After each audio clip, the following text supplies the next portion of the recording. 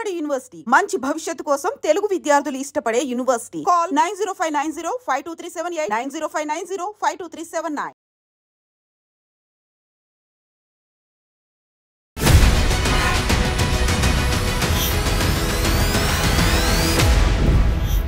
నమస్తే, welcome to I dream inside politics with Kavitha. Congress MLC Teenmar మల్లన్నని party suspend చేసింది. గతంలోనే షోకాజ్ నోటీస్ జారీ చేసింది. అయినప్పటికీ కూడా తీన్మార్ మల్లన్న దానికి నేను సమాధానం ఇవ్వను అని తేల్చి చెప్పేశాడు. ప్రస్తుతానికైతే ఆయన సస్పెండ్ చేసింది.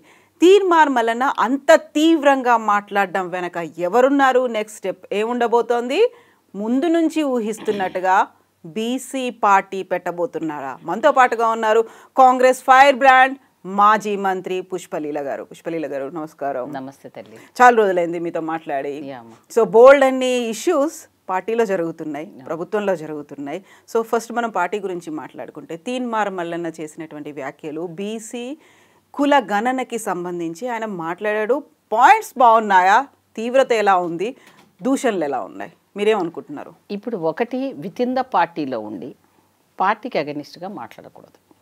అంటే మామూలుగా మన చదువు రాని వాళ్ళు మాట్లాడు, మామూలుగా సామెత చెప్పినట్టు ఏ తల్లి పాలైతే తాగుతామో దాని గురించి మాట్లాడితే ఎలా ఉంటుందో అలా మాట్లాడినట్టు ఉంటుంది. ఒకటి, నిన్న రేవంత్ రెడ్డి గారు ఒక దాంట్లో చక్కటి మాట మాట్లాడారు. ఏమన్నారు?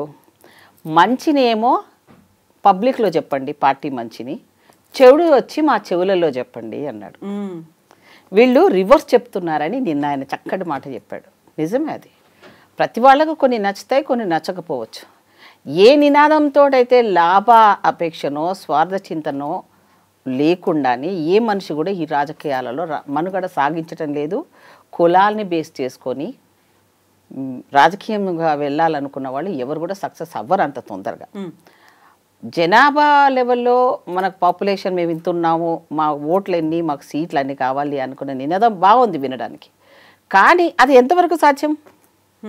తీన్మార్ మల్లన్న కంటే ముందు ఎంతమంది బీసీ నాయకులు ఉన్నారు? వాళ్ళంతా కూడా బీసీ సమస్యల మీద, ఆ విద్యార్థుల సమస్య ఆర్ కృష్ణయ్య గారే ఉన్నారు. ఎన్నాళ్ళ నుంచి ఆయన ఆ సమస్యను పట్టుకొని తిరుగుతున్నారు. అవునా? సో మరి వాళ్ళు పెట్టాలంటే వాళ్ళకి పార్టీ పెట్టాలన్న ఆలోచన రాలేదంటారా? అదంత సాధ్యమైన పని కాదనే కదా వాళ్ళు ఆలోచన చేసి వాళ్ళు కొంచెం వెనక్కి తగ్గారు. ప్రజల సమస్యలు తీర్చడంలో, లీడర్షిప్లోనే వాళ్ళు ముందుకు వెళ్ళాలి అనుకుంటున్నారు. కొన్నిసార్లు వాళ్ళకి నచ్చకపోతే దాని నుంచి బయటకు వచ్చేస్తారు, అంతే తప్ప అది వితిన్ ద పార్టీలోనే ఉండి అలా మాట్లాడడం అనేది ఏ పార్టీ కార్యకర్త అయినా దాన్ని జీర్ణించుకోలేడు. అది వ్యతిరేకమైన విధానం. సో తీన్మార్ మల్లన్న వెనకాల ఎవరున్నారో మనకు అనవసరం. నీవు మాట్లాడే భాష ఒక హైప్ క్రియేట్ చేసుకోవాలనే భాష, ఒక అవమానకరమైన అభ్యంతరకరమైన మాటలు మాట్లాడు, అన్పార్లమెంటరీ వర్డ్స్. అంటే చదువురాని వాడు మాట్లాడాడంటే మనం క్షమించవచ్చు, పాపం వాడు మూర్ఖుడు, వాడు చదువు రాదని. నువ్వు చదువుకున్న వాడివి ఉచ్చ అనే మాటను వాడడం అనేది, ఒక కులాన్ని మాట్లాడడం అనేది ఎంత అవమానకరం. ఇప్పుడు ఒక బీసీ రిజర్వేషనే ఉంది అనుకోండి, లేదా ఎస్సీ రిజర్వ్ స్థానాలే ఉన్నాయి అనుకోండి.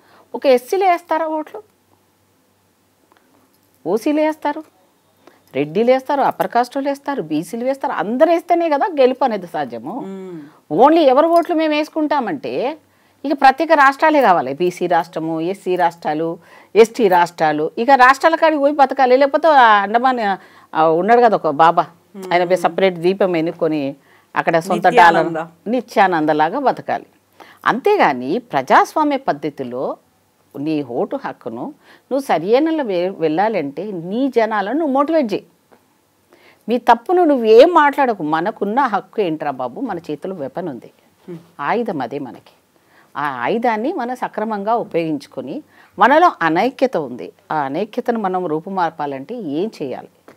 నువ్వు అది చేయి, అందరు సపోర్ట్ చేస్తాను నీకు. నిజమేరా బాబు, ఇంతవరకు ఇంతమంది పనిచేశారు కానీ ఐక్యత తీసుకురాలేదు వీళ్ళను. చిన్న పెద్ద కులం వాళ్ళని అందరినీ తీసుకొని వచ్చి రాజకీయంగా ఇప్పటివరకు ఎలాంటి అవకాశాలు రాని కులాలు ఎన్నో ఉన్నాయి. మరి వాళ్ళందరికీ కూడా నువ్వు ఒక దారి చూపించిన వాడు అవుతావు కదా, దాని మీద ఫైట్ చేయి. ఇంతవరకు ఇండిపెండెన్స్ వచ్చి 70 సంవత్సరాలు అవుతుంది. కొన్ని కులాలు ఇప్పటివరకు రాజకీయంగా సర్పంచ్లు కాలేదు, వార్డు మెంబర్లు కూడా కాలేకపోతున్నారు. వాళ్ళకు నువ్వు వెనకాల ఉండి పార్టీతో ఫైట్ చేసి ఇలా ఈసారి వీళ్ళకి అవకాశం ఇవ్వండి. ముదిరాజులు ఉన్నారు, దాంట్లో కూడా హైయెస్ట్ పాపులేషన్ ఉన్నారు. ఒకసారి హైయెస్ట్ వాళ్ళకి ఇచ్చి ఒకసారి మరీ లోయెస్ట్లో ఎవరు ఉన్నారు వాళ్ళకి ఇవ్వండి.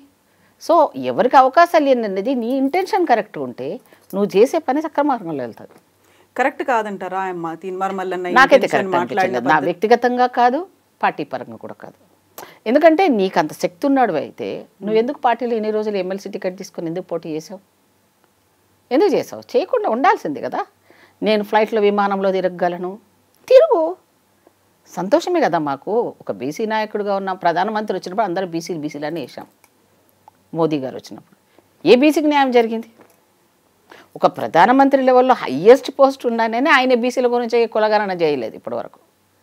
మరి కాంగ్రెస్ వచ్చిన తర్వాత ఏదో ఒక స్టెప్ వేసినాం. ఒక స్టెప్ వేసిన దాన్ని అలా చిన్న చిన్న అవకతవకలు ఉంటాయి.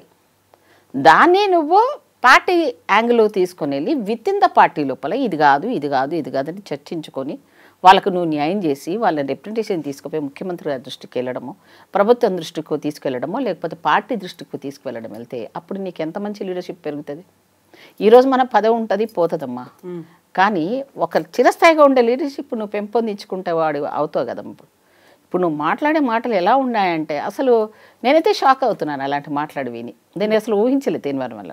Okay, with in the party వాళ్ళు నేను ఓరగొట్టారు, నాకు ఎవరు సపోర్ట్ చేయలేదు, నాకు ప్రాపర్ వేలో నాకు డబ్బులు దాంట్లో కింది స్థాయి వరకు వెళ్ళలేదు అని నువ్వు అందరి మీద అలిగేషన్స్ పెడుతున్నావు కదా.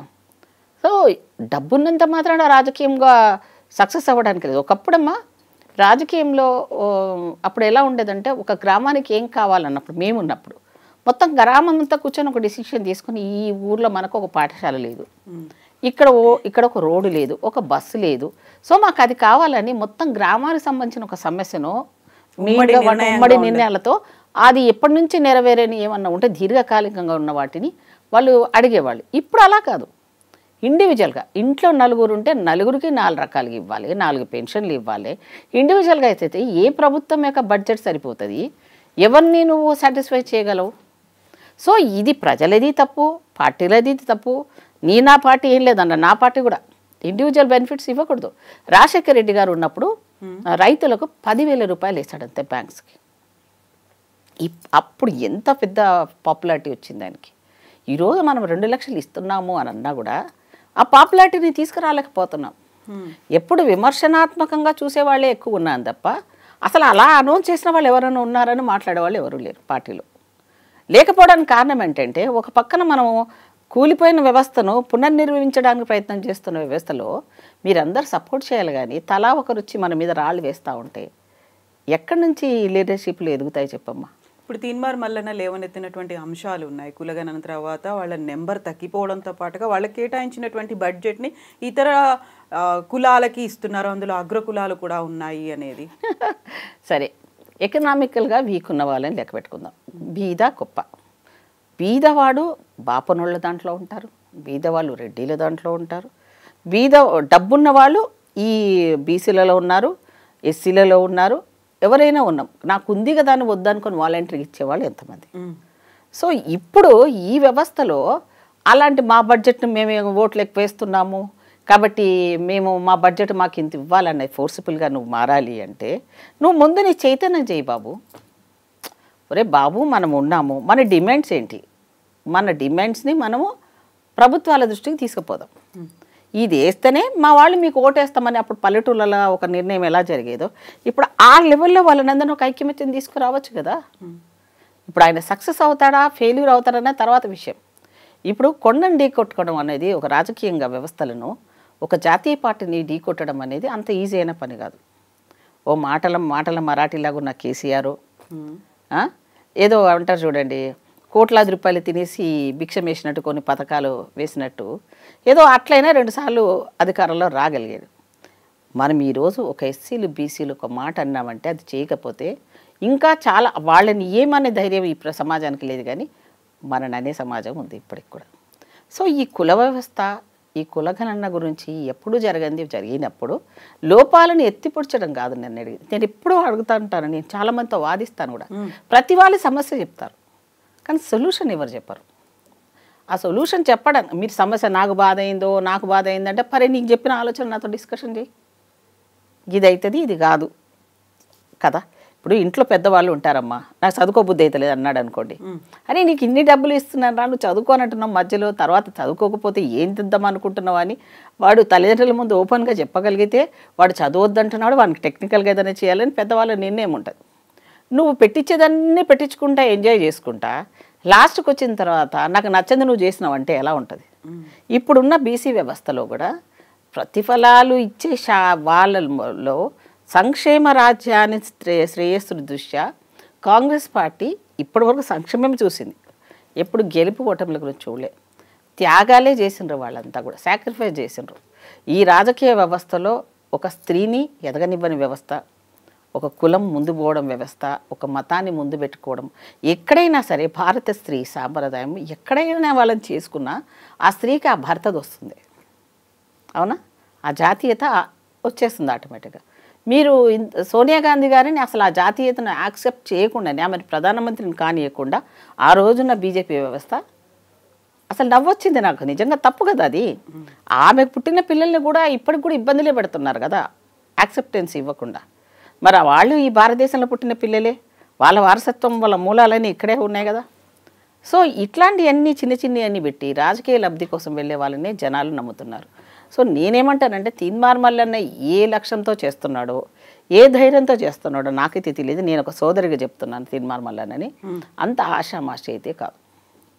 ముందు నువ్వు స్ట్రాంగ్గా ఒకవేళ నువ్వు పార్టీ నుంచి వెళ్ళిపోయి బయటికి వెళ్ళిపోయి నువ్వు బతకగలన్న ధైర్యం నీకు ఉన్నప్పుడు వెళ్ళిపోవచ్చు, దానికి ఎవ్వరు అభ్యంతరాలు పెట్టారు. నువ్వు రిజైన్ చేసేసేయి, నీకు నచ్చినట్టుగా జనాల దగ్గరికి వెళ్ళు, నీ లీడర్షిప్ని పెంచుకో, మాకేం అభ్యంతరాలు. నువ్వు అలా కాకుండా మమ్మల్ని వేలెత్తి చూపించి ముఖ్యమంత్రి గారిని ఇష్టం వచ్చినట్టు మాట్లాడడం, కులాలను పెట్టి ఆ రకంగా మాట్లాడడం అనేది ఈ సమాజం యాక్సెప్ట్ చేయదు. మీరు చూస్తుంటారు కొంతమంది టీఆర్పీలు పెంచడం కోసమని బూతులు మాట్లాడిస్తుంటారు ఛానల్స్లలో, అది లీడర్షిప్ కాదు. ఇంకో పెద్ద పొరపాటు చేస్తారు కొంతమంది. ఇప్పుడు ఒక అధికారంలో ఉన్నప్పుడు ఆపోజిషన్ వాళ్ళని ఒక స్టేజ్ లేకుండా, అంటే గతంలో ఒక ముఖ్యమంత్రి లెవెల్లో చేసిన మాజీ ముఖ్యమంత్రులను కూడా తిట్టిన వాళ్ళు కూడా అవకాశాలు రావు. ఎందుకు రావు అంటే మన తాత కాదు వాళ్ళతో ఈక్వల్గా తిట్టేది, దానికి పర్సనల్గా వ్యక్తిగతంగా మాట్లాడకూడదు. ఆ ప్రోటోకాల్ రెస్పెక్ట్ ఉంటుంది, ఆ పెద్దతనానికి మనం వాల్యూ ఇవ్వాలి. వాడు వీడు హౌలగాడు అని ఏందా భాష? అసలు రాజకీయాల్లో చదువుకున్న వాళ్ళు వచ్చారా? అసలు చదువు రాని వాళ్ళు టీఎన్జే లాంటి వాళ్ళు ఒకప్పుడు రాజకీయాల్లో సక్సెస్ఫుల్గా నడిచారు. మరి వాళ్ళకి ఏమీ తెలియదే, ఇన్నోసెంట్స్, కానీ ఎంత బాగా చేశారు. నువ్వు అన్నీ చదువుకొని అంతా చేసి కూడా నీ భాష ఆ ప్రయోగం చేసి నీ పాపులారిటీ పెంచుకోవడం ఇది మార్గం కాదు. పాపులారిటీ కొన్ని రోజులు కొన్ని ఛానళ్ళు హైప్ చూపించేస్తాయి, నేను హీరో చేస్తాయి, తర్వాత అదే డౌన్ అయిపోయి నేను జీరో చేస్తాయి. ఎంతమందిని చరిత్రలో ప్రూఫ్ చేయగలను నేను. నువ్వు మాట్లాడే మాటలుగా తిన్నావా అన్న అన్నం తిన్నావా అన్న భాషను కూడా వక్రీకరించి మాట్లాడితే సెటైరికల్గా ఎట్లా మాట్లాడారో అర్థం చేసుకుంటున్నారు జనాలు. అంత అమాయకులు ఎవరు లేరు ఇప్పుడు, జనాలు చాలా తెలివిగలైపోయారు. సో తీర్మాన్ మల్లన్న పార్టీ పార్టీ నుంచి వెళ్ళిపోవాలి, ఒకటి నా డిమాండ్. రెండోది ఆయన బీసీల రక్షణ కోసం పనిచేస్తున్నాడే చాలా సంతోషం నాకు. ఐక్యమతం తీసుకొస్తే ఇంకా మంచిది. మిమ్మల్ని ఎవరు వెట్టి చాకరీ ఏమి చేయించట్లేదు, మా జాతన్న వెట్టి చాకరీ చేసిన జాతి. ఇప్పుడు కూడా న్యాయం పొందలేకపోతున్నాం, ఇప్పుడు కూడా రిజర్వేషన్ ఉన్నా మా మీద ఏడుస్తున్నా సరే మాకు న్యాయం జరగట్లేదని మరి మేమెవరు చెప్పుకోవాలి? మాకు ఉన్నోళ్ళ బతుకు అదే ఉంది, మీరు అంతకన్నా ఇంకా మొదలు కూడా పెట్టలేదు మీరు. ఇప్పుడు మీ పరిస్థితి ఏంది? సరే కులగలను అనేది ఈ భారతదేశ చరిత్రలోనే ఫస్ట్ టైం చేసాం మనం, ఎప్పుడో చేసాం, మళ్ళీ ఇప్పుడు చేసిన దాన్ని ప్రజలు యాక్సెప్ట్ చేస్తున్నారు, ఇండివిజువల్గా వెళ్తున్నారు, ఇంటింటికి వెళ్తున్నారు. మేము ఏదైనా తప్పులు ఉంటే గ్యారెంటీగా ఆ వ్యక్తి అవును నేను ఇచ్చాను, నేను ఇచ్చిన ఇన్ఫర్మేషన్ కరెక్టే, నేనే ఇచ్చాను అని చెప్పి వాళ్ళతో సంతకాలు కూడా తీసుకొని ప్రూవ్ చేపిస్తున్నాడు అని చెప్తున్నాడు ముఖ్యమంత్రి గారు. సో ఇంత బాగా చదివినాక కూడా నువ్వు బీసీలు మేము ఎక్కున్నాము, మేము ఓట్లు వేయనిగా పనికి వస్తావంటే ఓట్లు వేయకురా బాబు, నువ్వు వేయకు, నీ వాళ్ళని నువ్వే వేయించుకో, నువ్వే నిలబెట్టించుకో, నువ్వే ఆర్థికంగా వాళ్ళంతా స్ట్రాంగ్గా చేసుకో. ఈరోజు ఎలక్షన్ అంటే మాటతో వేసేవాళ్ళు ఎవరు లేరు, డబ్బులతో వేసేవాళ్ళే ఉన్నారు కదా. మరి అమ్మ ఇప్పుడు కుల గణన తర్వాత బీసీలకి చట్టబద్ధత కల్పించడానికి, లోకల్ బాడీ ఎలక్షన్స్లో రిజర్వేషన్లు కల్పించడానికి, వీటి కోసమని ప్రత్యేక సెషన్ పెడతాము, మేము ఖచ్చితంగా చేసి తీరుతాము అన్న తర్వాత ఇక్కడ వినిపిస్తున్నటువంటి ఇంకొక ఆరోపణ, బీసీలకి హై ప్రయారిటీ ఇవ్వడం మొదలుపెట్టిన తర్వాత ఎస్సీ రిజర్వేషన్లలో కోత ఇవ్వబోతోంది అనే ఒక మాట వినిపిస్తోంది. ఎట్లా చూస్తున్నారు? సరే, ఒక్కొక్కసారి అమ్మా వంటలో నువ్వు రోజు అదే చేసినా ఒకసారి ఎక్కువ తక్కువ అవుతుంటాయి. ఇంట్లో ఏ పని అయినా కొన్నిసార్లు మనం చేస్తున్నా పొరపాటు అవుతుంటారు. మా దాంట్లో కూడా ఇప్పుడు మా దాంట్లో 2 సబ్ కాస్ట్లో గొడవలు జరుగుతున్నాయి. వర్గీకరణ 30 సంవత్సరాల ఉద్యమంకి ఇప్పుడు కూడా మా కృష్ణమాదికి కూడా ఏమన్నారు, కొంత అన్యాయం జరుగుతోంది, మా షేర్ను మేము వేరే వాళ్ళకి ఇస్తే మాకు ఇంకా నష్టం జరుగుతుంది, కాబట్టి అది జాగ్రత్తగా ఏమైనా తప్పులు ఉంటే సరిచేయండి అని ఆయన ముఖ్యమంత్రి గారి దగ్గరికి వెళ్ళడం అని రిక్వెస్ట్ చేసుకోవడం జరిగింది. తప్పకుండా చూద్దామన్నా అని ముఖ్యమంత్రి గారు అన్నారు. అదే లెవెల్లో నువ్వు చేయొచ్చు కదా. సరే, మాకు కోత అయినా ఒకవేళ అనుకుందాం, కోత అయినా ఎవరు తింటున్నారు? మీ వాళ్ళగా తినేది, నీ జాతేగా తినేది.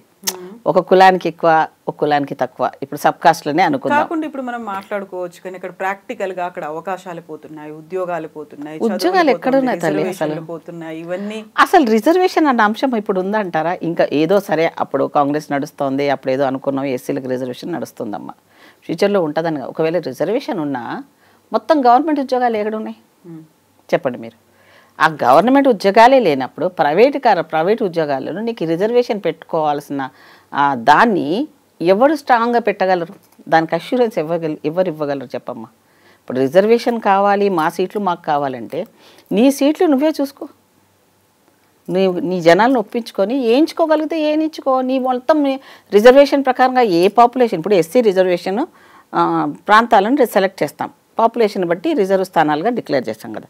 సరే, గవర్నమెంట్లో చేయట్లేదు, నీకు తెలుసుగా ఎక్కడ ఎవరి పాపులేషన్ ఎంత ఉంది, ఏ కులానికి ఎక్కువ ఉంది బీసీలలో, వాళ్ళ నుంచి ఒక లీడర్లను నిలబెట్టి స్పాన్సర్ చేయండి. మీరు స్పాన్సర్ చేసి మీ వాళ్ళని మీరే నిలబెట్టుకోండి. రేపొద్దున గవర్నమెంట్ని ఛాలెంజ్గా వెళ్ళగలే లెవెల్లో మారండి. అదొక చైతన్యం కదా మనకి. అబ్బా, వీళ్ళకి కూడా అనుకున్నంత నిలబెట్టారా బాబు, వీళ్ళే హెల్ప్ చేసుకున్నారు, డబ్బు తీసుకోకుండా నిస్వార్థంగా. అరే ఇంకా ఎప్పుడురా మనకు వచ్చేది అది ఐక్యంగా పెంచి వాళ్ళని తోట ఆ సీట్ల మీద వాళ్ళని కూర్చోబెట్టి బీసీలు, ఒకవేళ ఏ పార్టీ ఇవ్వలేదు అనుకోండి, అనుకుందాం, నీ చేతిలో ఉంది కదా, నీ వాళ్ళని నువ్వు ఇంత స్ట్రెంత్ ఉన్నవాళ్ళు, ఫైనాన్షియల్గా స్ట్రాంగ్ ఉన్న వాళ్ళని నువ్వు సపోర్ట్ చేసుకుని వాళ్ళని నిలబెట్టచ్చు కదా. ఎవరైనా పెడతారా అలా? అంత తొందరగా ఇస్తారా? అంత ఈజీ కాదమ్మా నా మాట. సరే, సక్సెస్ అయితే ఆప్షన్ చాలా తక్కువ ఉంది సక్సెస్కి, కానీ మైనస్కి చాలా ఉంది. వ్యక్తిగతంగా డ్యామేజ్లు జరిగినా నీకు నష్టం జరుగుతుండొచ్చు, కానీ వాళ్ళకి నష్టం జరగకుండా చూడాల్సిన బాధ్యత నీ మీద కూడా ఉంటుంది కదా.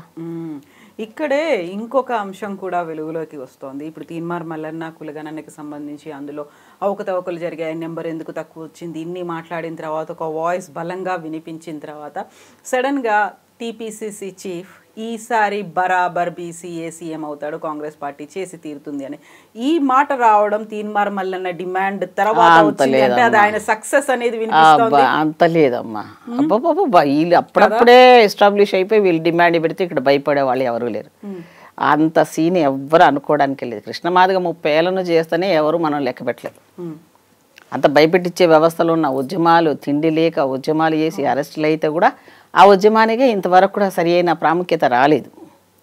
సరే, కాంగ్రెస్ పార్టీలో న్యాయం అప్పుడు ఏబీసీ వర్గీకరణకు రాహుల్ గాంధీ గారు ఒప్పుకున్నారు అన్న ప్రకారంగా అప్పుడున్న 2 రాష్ట్రాల్లో ఉన్న సమైక్యలో కూడా నేనే బిల్లు పాస్ చేశాను. ఆ తర్వాత ఇప్పుడు దానికి ఒక లెవెల్లో వచ్చింది. దాంట్లో కూడా కొన్ని లొసుకులు ఉన్నాయని చెప్తున్నప్పుడు కృష్ణమాదిగ గారు కన్విన్స్ చేశారు. ఇప్పుడు వీళ్ళు అనుకున్న దానికి ఎవరిని నమ్ముకొని వీళ్ళు వెళ్ళాలి? నాకు ఒక గ్యారంటీ చెప్పు. ఈయన మనం చేసిన దాన్ని మన ఈయన లీడర్షిప్ కొని నమ్ముకొని పోతానంటే ఈయన ఒక్కడిగా సింగిల్గా ఫైట్ చేయగలడా చెప్పమనండి? ఏ పార్టీ అలయన్స్ లేకుండా, ఎవరికి తొత్తులుగా మారకుండా నువ్వు చేయగల ధైర్యం నీకు ఉందా? ఆయనే ఒక కొత్త పార్టీ పెడతాడు అని అదే అంటున్నా. అంత పెట్టగలిగే శక్తి ఉంటే సంతోషపడతాము అంటున్నా నేను.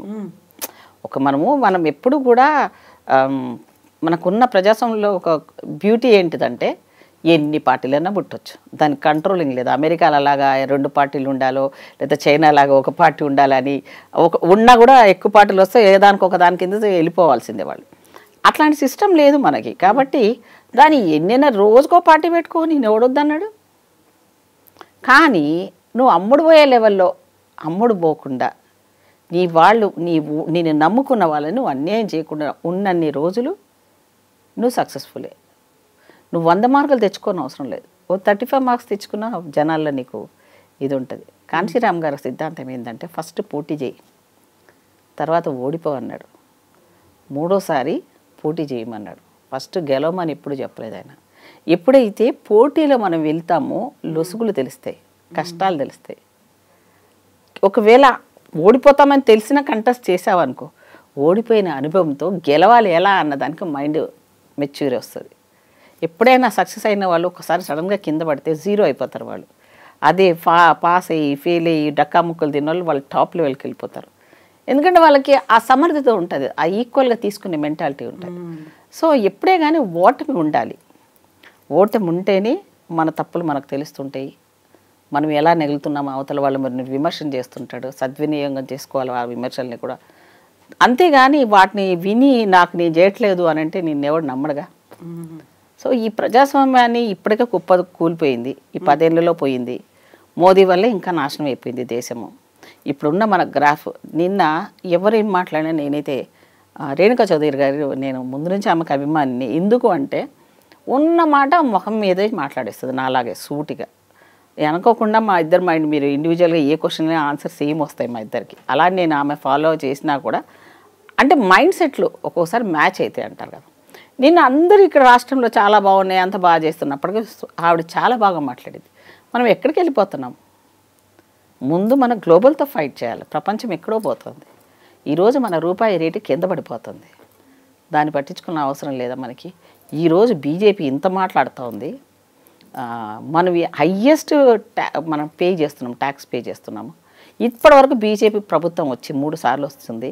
ఇప్పటివరకు ఇక్కడ ఉన్న కేంద్ర మంత్రులు చేసిన వాళ్ళు ఎన్ని కోట్ల రూపాయలు మనకి ఇచ్చారు? దాని మీద ఫైట్ ఉండాలి. అలాగే ఈరోజు ప్రపంచంలో మనం చైనా, అమెరికా ఇలాంటి దేశాలతో మనం పోటీపడి మన రూపాయిని క్షీణిస్తున్న దానికి కారణాలు వెతుకొని ఇంపోర్ట్ ఎక్స్పోర్ట్స్, మనం ఇంకా ఇంపోర్ట్ను తగ్గించుకోవాలి, ఎక్స్పోర్ట్ చేసే స్టేజ్కి మనం వెళ్ళగలగాలి. సో అది వెళ్ళకుండా మనం కాన్సన్ట్రేట్ చేయకుండా ఇప్పుడున్న ఈ భారతదేశ చరిత్రలో ఉన్న హయ్యెస్ట్ చరిత్ర ఉన్న పార్టీ కాంగ్రెస్ పార్టీ.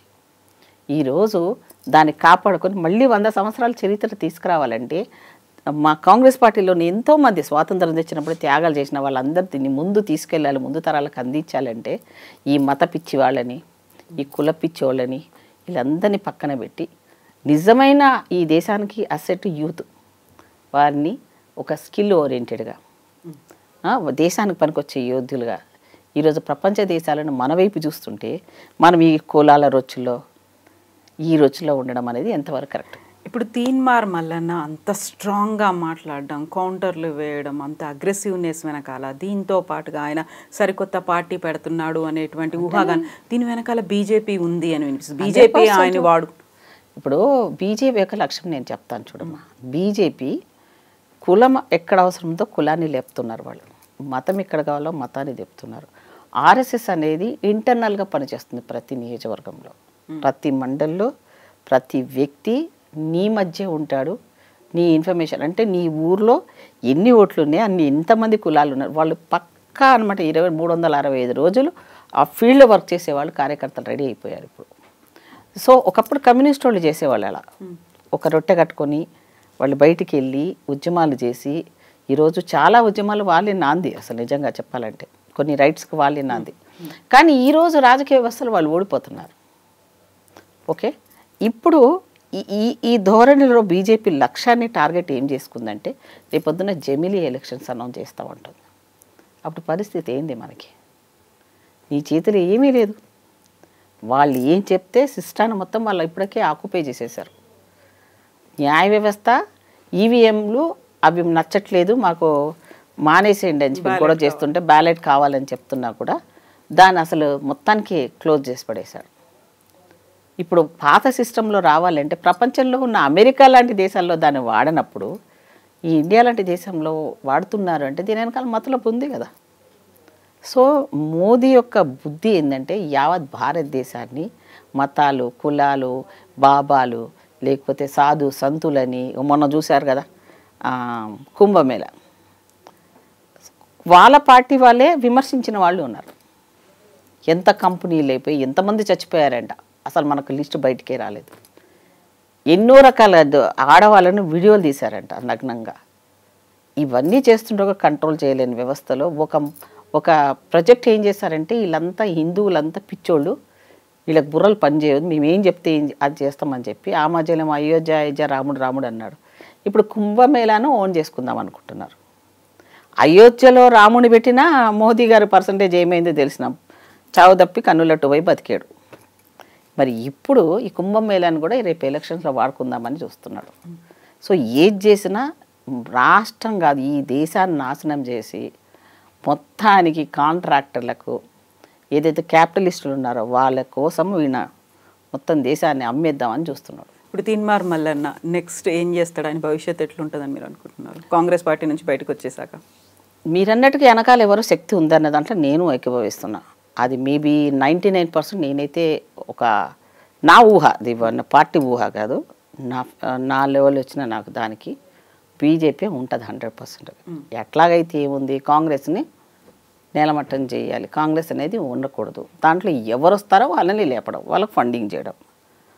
సో మీరు చూశారు బీఎస్పీ ఆర్ఎస్ ప్రవీణ్ కుమార్, మరి దానికి ఎవరు ఫండింగ్ చేశారు? ఎంత ఉవ్వెత్తున లేసింది, తర్వాత ఆయన ఎక్కడికి వెళ్ళిపోయాడు?